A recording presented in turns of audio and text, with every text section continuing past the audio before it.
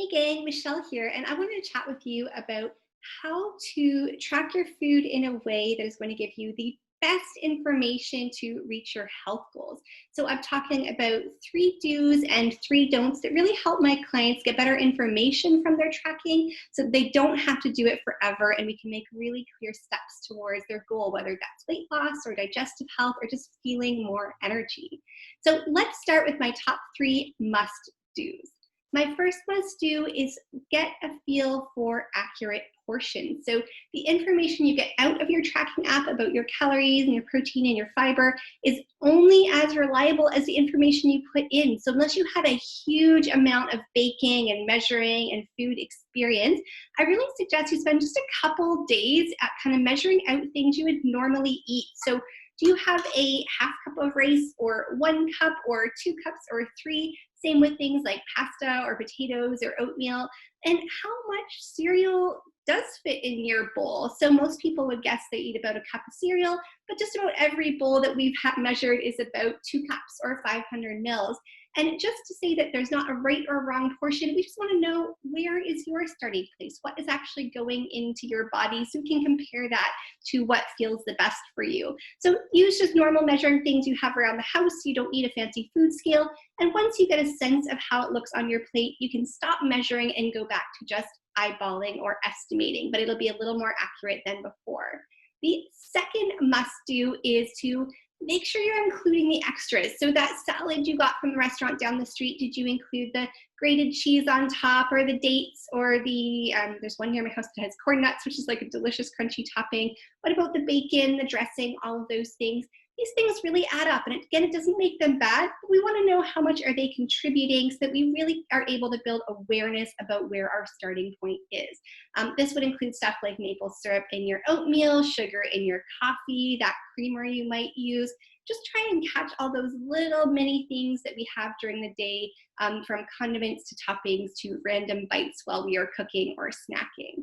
And the last must do I think we should make sure we get on is to also track your body cues. So most of the more common apps like MyFitnessPal or Chronometer have a notes option where if you are super hungry mid-afternoon or your gut is really off, you can really make that note. So especially if you're working with someone like a dietitian, they can pull that information together and figure out how to address that physical body cue, whether you're too hungry or too full or energy is really lagging. Or if you're working on your own, you can start to see the patterns over a few weeks, because often when we're experiencing it in the moment, that one time may not be representative of what type of food we need to change. So you really want to be able to look at the whole week and go, when do I get hungry most often? Or when is my energy the best? And then compare that backwards to how did I eat that day or what did I do differently? So let's chat about the top 3 please don'ts that will really help you make tracking most useful for you. The very first one is don't change your goals too often. There is no reason in the world your macros or your calories should be changing weekly.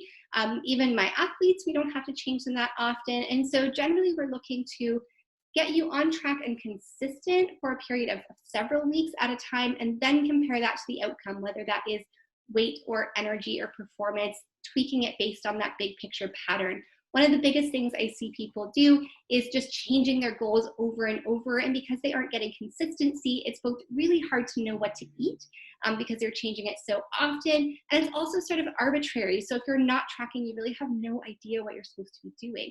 So make sure you give that plan enough time to see how it's really working before you change that. The second please don't is a variation of that.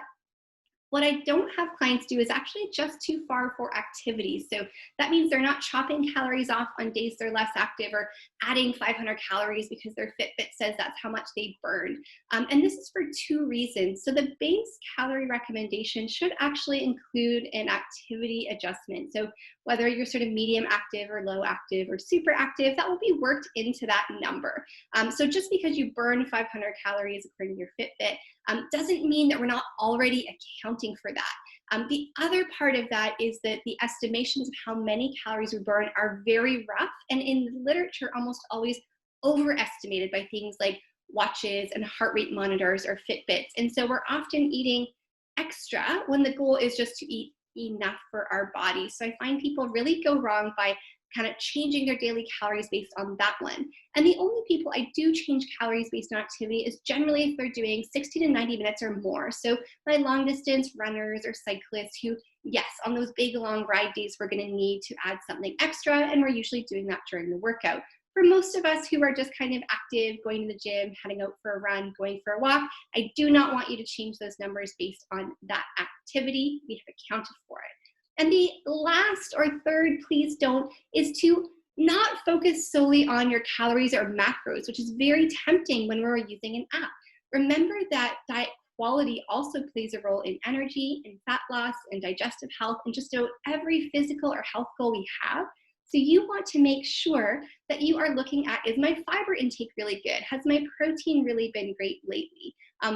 What about your magnesium or your vitamin C? So which nutrients do you really care about that relate to that bigger health goal?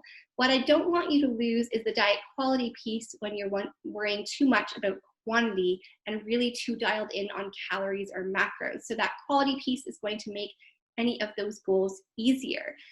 So I would love to hear what you guys really struggle with when tracking, or what questions you have. Please just reply below. Let me know what you're thinking, and I would love to make another video to help you figure that out.